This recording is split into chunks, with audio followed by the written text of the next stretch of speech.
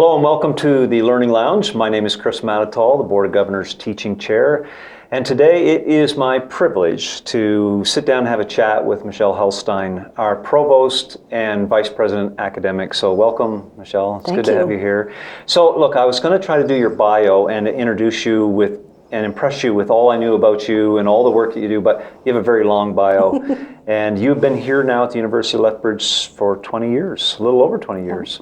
And when I read your bio, though, you are a celebrated researcher. You have been supported with SSHRC grants. The research that you do is very interesting, I think, and fascinating. But then also you have gone into leadership across the whole university and had, I would say, very big profiles and very important positions across the university. And so here we are now as VP and Provost. Can you tell me just a little bit about your academic journey from your perspective? Like, how did you get here to be the Vice President Academic of our university? Great. Well, first, thanks so much for having me. I'm really looking forward to the conversation. I guess one of the things I would start by saying is that it certainly wasn't, I'm surprised, if I'm being honest, that I'm the Provost and Vice-President Academic. I started out as a first-generation university student. I came from a small town called Helstein, and it was like a conversation about whether to go to university, and it's been transformational in my life, which I think is part of how I ended up here, is that I'm just super thankful for the opportunities that education provides to people and the impact that it has in communities. And just sort of over the course of my career, well, first over the course of my education and then my career, I've just always been excited by those possibilities. You know, my dad always joked that I just never stopped going to school, and that's true in a sense. Yes. And I love it. And so I went to a small institution called Augustana University College for my undergrad because I wanted that kind of small school experience, because I wasn't totally sure what I wanted to do. And so it was a great fit for me, much like I think U of L is a great fit for a lot of students, because it gave me the opportunity to explore and to find my purpose in terms of what I wanted to do with my life, and to learn some really important, cool, interesting, life-changing kind of things along the way. Did my graduate work at the University of Alberta. After that, was lucky enough to land in Lethbridge. I hadn't actually spent a lot of time in Lethbridge. Didn't know the university particularly well, but came here and fell in love with the place, both the institution, the University of Lethbridge, but also the community and the life that I get to live here in the city of Lethbridge. Yeah, we're professional students, I think, and ongoing in our learning our whole life.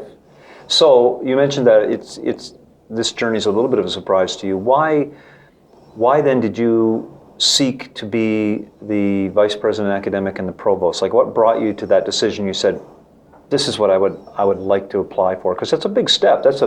You're really putting yourself out there when you apply to a position like that. So why did you do that?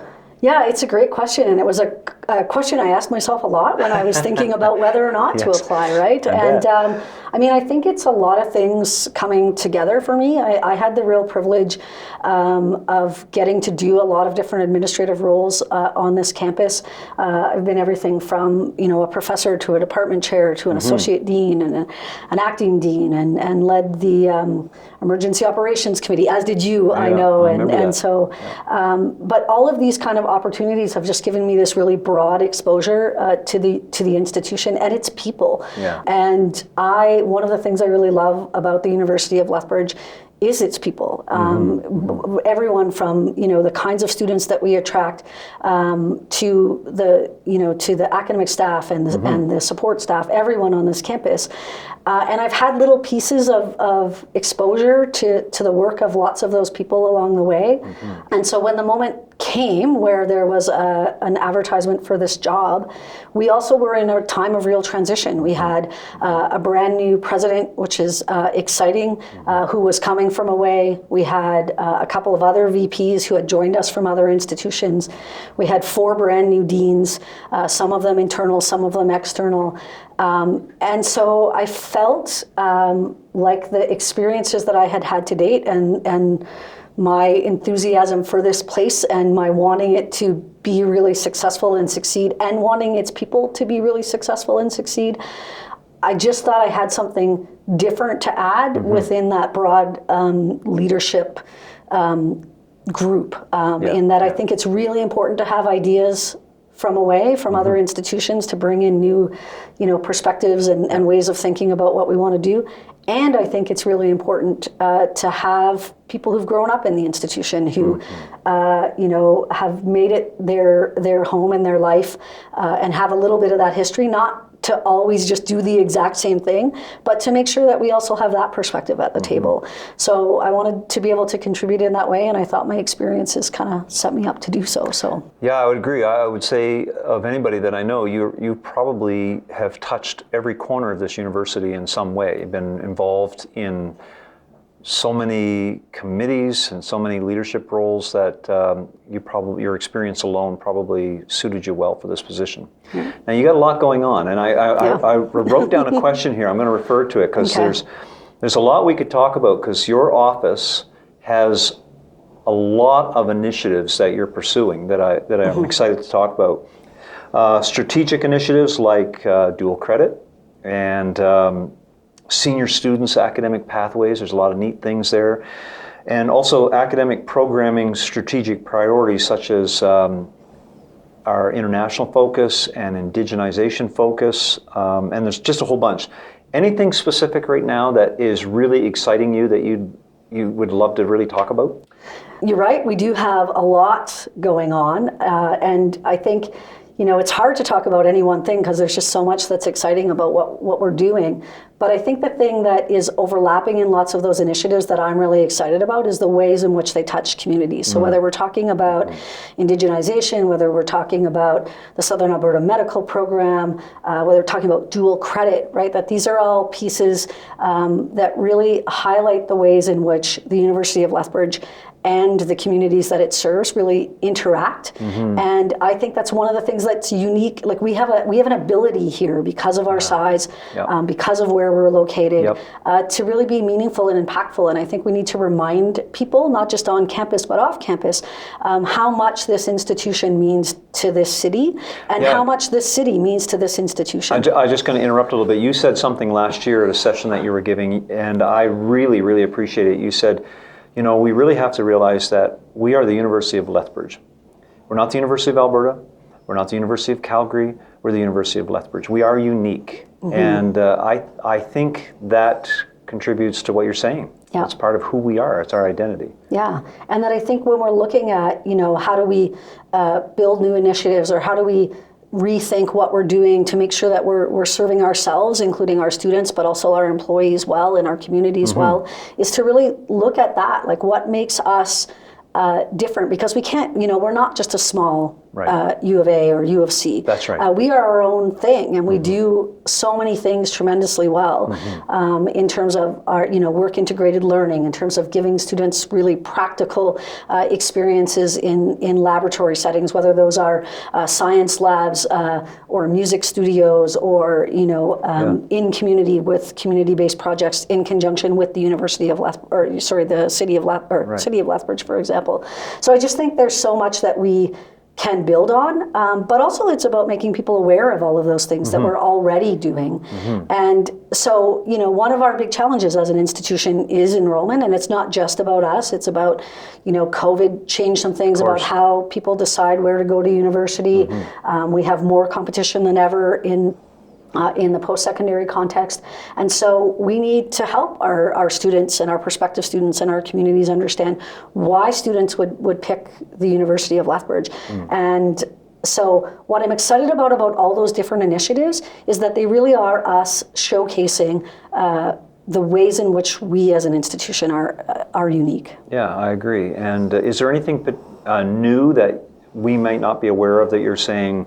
I don't know if you could let the cat out of the bag, but is there anything new that you're saying this is something that we're working on that's coming down? I mean, the whole medical program that we have coming is exciting, but is there anything else, or you can mention that too, is there anything else you'd like to bring forward? if you can? I mean, I think there's, as is always the case, we are an institution that's built in collegial governance. So these things come not from my office; they come from, our colleagues, our very talented colleagues across the institution. And so there's lots of things that are bubbling up. So we have, pieces around, for example, exploration around an engineering program, and can we explore something again that isn't just like every other engineering program, but is unique to us in the region that we serve. As you said, the Southern Alberta Medical Program is huge, not just for the University of Lethbridge and our students, but also for the city and the region. That's right. And so that's a really exciting piece.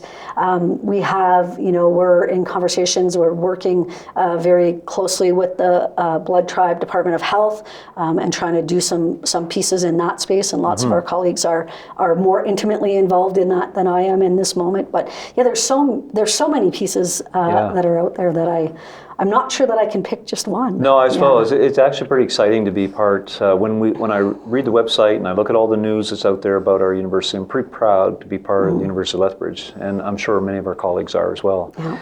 So I'm going to ask you and we're going to go on a little journey here. I'm going to ask you to speculate a little bit. We are living in interesting times. As I wrote to you earlier when I was asked, giving you this question in advance, I want you to know that I was thinking about the pandemic, but I'm also thinking about all the talk we're hearing lately on artificial intelligence. There's pundits of all types everywhere who are commenting on the state of university education, not only in Canada, but the United States and the world. And there's some people who are saying that students aren't like they used to be, and teaching's not like it used to be because you can do it online now or whatever. So there's a lot of talk out there. There's a lot of concern about the university and the future of education. What are your thoughts on how well positioned we are as a university to address all of those complexities? Yeah, I mean, this is both a scary question for people, but I actually think it's a really exciting question, right? I mean, I think we've always, society have always moved through times of change, and I think in the moment they always feel huge. This one feels particularly huge. It feels like we are, in this real shift, and I'm sure generations before me said the same thing. This one feels bigger, and I think that it is. But I think universities, and particularly universities like ours, are the places that are not only prepared for that, but are the places where we're preparing people for that, right? If we think about, what we do exceptionally well here at the University of Lethbridge in terms of a liberal education, lots of people misunderstand what we mean by liberal education. Really, what we mean by liberal education is being able to confront exactly the kinds of challenges that you're talking about. Exactly. We can't anticipate what the jobs will be 10 years from now, so we shouldn't be simply teaching people to do one particular job. We need to be teaching people how to solve complex problems, how to work together across many academic disciplines to say, rarely is a thing, a particular problem going to be solved by one set of, facts coming to bear on that thing. We need to think about, what does this look like from a scientific perspective? What does this look like from the perspective of humankind and humanity? What does this look like from a perspective of ethics or arts, right? And how are all of those things contributing to solutions? And so, that's what we do at the University of Lethbridge. We really prepare students to have conversations across disciplines, to be critical thinkers, to work in groups, to solve complex problems. And we're embedding that in their education. And we're teaching that education. So as teachers, as academics in that space, we're also positioned well to explore those problems, explore those challenges, respond to those challenges. And that doesn't mean we always have the answers right here, right now. It means that we know how to address trying to get to answers, how to work through to solutions, how to work with each other to understand that we're not going to, do this, one person at a time. We're going to do this as a group. So I think we're exceptionally well positioned to take on that challenge. Yeah, we know one of the foundations of this university is our liberal education program. How do we promote that further so that society, students coming out into university looking for a university future, how do we market or put that out to the community so people understand that better and the necessity to have a well-grounded liberal education? Yeah, I think, we have conversations like this, but we have conversations in schools. I think it is about giving people examples, right? I mean, liberal education sounds conceptual, it sounds abstract. So what does that mean? What does that mean when we put that into practice? And why would we do it? So I think that kind of talking about the outcomes of a student who's had a liberal education, right? And I mean, one of the things that's really exciting to me in this job is that I get to talk to lots of alumni, I encounter lots of alumni, and many of them say, you know, in the moment when I was engaged in a liberal education, I didn't necessarily know why I was doing it. That's right. And I might have even been annoyed by it. And now it's like, I understand that it was like so important to where I am in my life and in my career right now, right? And I think that's the piece. It's both a preparation for a career, but not one career, but how that might evolve over time. But it's also a preparation to be a good citizen in the world, right? To understand that we need to contribute collectively to solving the challenges we face. And we have a unique set of challenges right now. I think talking to students about those challenges and helping them, and this is one of the things I think we do really well in our classes at the University of Lethbridge, like once you're here and once you're in those classes where professors are working with you to sort of say, you know, here's the thing, like how would we address that thing? And then helping students to understand that we can't just do that by looking, you know, solely through, the lens of chemistry or solely through the lens of English, right? Or that we actually need to bring these conversations together to solve complex problems. You know, I heard you speak at the Spark Symposium. You were one of our keynotes there, and you talked about centering teaching and the importance of teaching at the university. How do we center teaching at the University of Lethbridge? Yeah, I sort of draw back to my research, right? One of the things that I look at in my research is around social systems and how do social systems function and how do they function to produce particular kinds of actions or knowledge or whatever it might be. And the real take-home message in that work is that we can't expect a different outcome if we don't change the system that produces the outcome. Right. So for me, it's not just about, I think celebrating teaching is really important. I think we should always be doing that. We should be celebrating both our professors that are in the classroom and all the kind of marvelous things that they're doing for the sake of student experience. We should be celebrating students who, to sort of tell their stories about, the kinds of impacts that great teaching has had.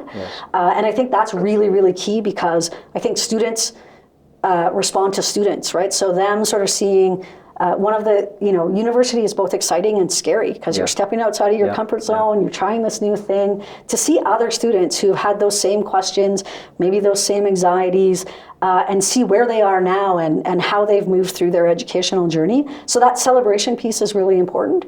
But the other piece that's really important, and this is the thing that I'm really trying to think about as in my role as provost, is how do I embed prioritizing teaching in our systems, right? How do I make sure that people who are great teachers are not just celebrated, but that's reflected in the ways in which they're assessed through their work, in their workloads, in those kinds of pieces. In the same way, one of the really important things about the University of Lethbridge that really distinguishes us is that we are, a comprehensive academic research institution. And so people don't know what that means, but when we talk about comprehensive, what we mean is that we're bringing together teaching and research. Right. And we need to value both of those things.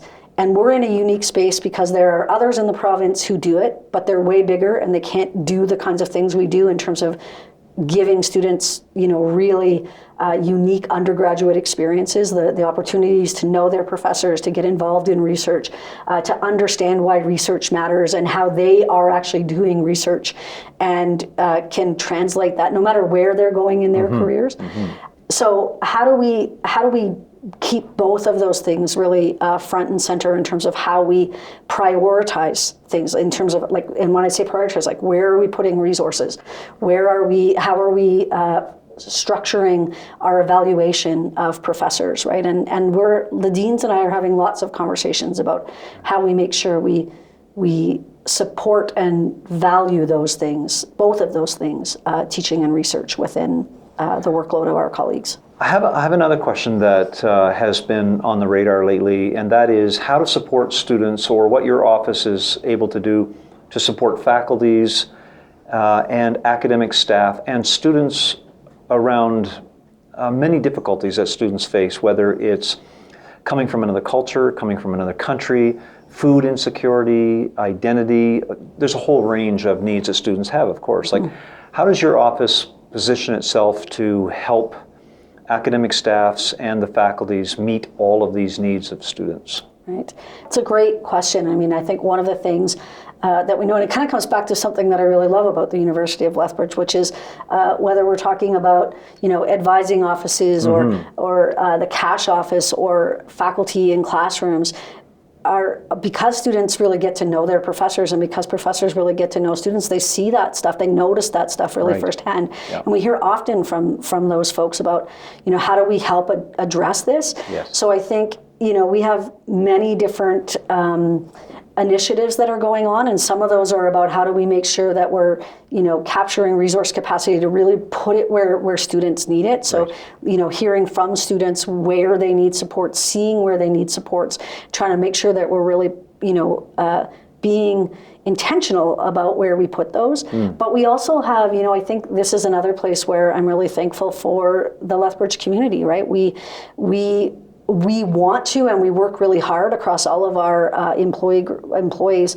to support students. Right. And we also, have budget limitations in terms of some of the things that we can do in terms of being a complete community support. Right. But we work with community. So if I think about something like the Food for Thought initiative, right, which is really a whole bunch of groups across the city, including, us as the University of Lethbridge and our student affairs team, really working to try to coordinate, and with our students union as well, and our GSA, Graduate Students Union, how do we coordinate those pieces so that we're reaching as many students in as meaningful a way as possible. Right. And I think increasingly that has to be part of the solution, like whether we're talking about food insecurity for students, which is unfortunately a really big issue, whether we're talking about student mental health, whether we're talking about academic supports, right, is how do we work together across different units internally, but also with communities, with donors. We have great donor support on the Food for Thought initiative. Right. And in the mental health space, and I think there's more that we can do there, right? Yeah. So how do we work together to really put those supports in intentional ways where students need them? That's great. Also, I think we talked about centering teaching here, and we talked about the importance of individual academic staff in really knowing our students, and I think that's absolutely true. I think it's the academic staff who are coming forward saying, I had a student come to my office, I'm seeing this in my classrooms, and so forth and so on. Yeah. A lot of academic staff come to us after their master's degrees and PhDs who don't have a formal background in pedagogy or Bachelor of Education or anything like that. What would you say to new academic staff who come to the university who say, I want to make sure I'm a really good teacher because it's part of my role, part of my job here. What supports or advice would you give to them to be the most effective educator that they can be in their classroom? Right. Such a great question, and I think one of the things you and I have talked in a different context where I really am focused on this piece about supporting faculty, because when we talk about supporting students and really centering students, to me that's about centering students, teaching. That's how we show students that education really matters. And that requires supporting the people who teach, right? The people who are actually in the classroom and engaging with students. And so I'm pretty proud of some of the things we have at the University of Lethbridge in terms of how we do that, right? We have this fantastic teaching center. It's staffed not only by support staff and non-academic staff, it's staffed also by people who are passionate about teaching, right? Through a series of sort of chairs and kind of fellowship kinds of pieces in terms of what have you learned about teaching and how can I share that? So that's one piece. I think if you haven't been to the teaching center, go to the teaching center because that's where your colleagues are, right? That's where the other people who care about teaching on this campus are gathering and having hard conversations, because that's the thing. Teaching is hard. Teaching is evolving. Teachers are having to evolve because students are having to evolve. So how do we support each other in that work? So I think that's one of the things I would say to any new or continuing instructor, professor, is we don't have to do it alone, right? We don't all have to solve every single problem by ourselves.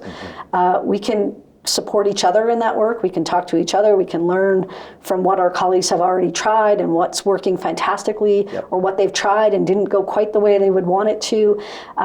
We have programs like the ISW. You're going to tell me what that stands for. Instructional Skills Workshop, yes. Thank you. Right, that is this really intensive kind of program taught by other professors, helping professors to think about how they can engage in teaching. For me, in my own sort of progression as a teacher, if I think back to those first 2 years, like they were really, really hard. Like it's hard work. And where I really found support and where I think I, developed as a teacher was in talking to colleagues about lessons that they'd already learned, and also learned. I think one of the most important things I learned from the Teaching Center was not to be afraid of trying new things. Right? That teaching is a process, learning is a process, and I think students are really excited and engaged to sort of come along on that journey with us, and they see it as successful even in the moments when we're most critical. If we're trying something new with them, if we're giving them opportunities, they see that and they learn from that, and I think that's an important lesson in and of itself. So. I agree, I appreciate this conversation because I see where your heart is at, and I know, as we've talked several times before, you talk about the importance of teaching across our university and making sure that our academic staff have all the resources and tools they need to be really, really good instructors. So we appreciate that support. Anything else that you can think of as from your office and as provost, as as a vice president academic, that you would say, I want to make sure that the Learning Lounge would hear this message from me? Anything else that you can think of that we should talk about? I think this is quite an open question. Yeah, it is, which is both hard and great all at the same time. No pressure at all. But I think one of the things that I just want to, one of the things that I always find most exciting, like you said earlier, that I get to talk to lots of alumni or meet people in community who have connections to the University of Lethbridge. And I'm always reminded of this as I'm doing my work, is that when I encounter those people in community, their experience of the University of Lethbridge is their experience of professors, right? When they talk to me, they talk about, is so-and-so still there? And I took this class, and and there's still, sometimes 20, 30 years later, an excitement about a professor that they encountered. And not just the professor, when they're excited about the professor, they're also excited about the content. Yes, sir. And I think that's the best thing that we can do as teachers, is just share our excitement about the content, right? We have all pursued these educational paths because we know and think that the thing that we're teaching really matters, right? That it has an impact in the world. And if we can share that excitement in our classrooms, that I think just translates that. That's what students remember. They remember that professor. They remember that moment when they learned about the excitement of learning about that thing. Awesome. And I just think that's why we're all here. Yes, excellent. Thank you so much. It's been a privilege having you here. Thanks so much for having me, and I really appreciate it. Great. Cheers.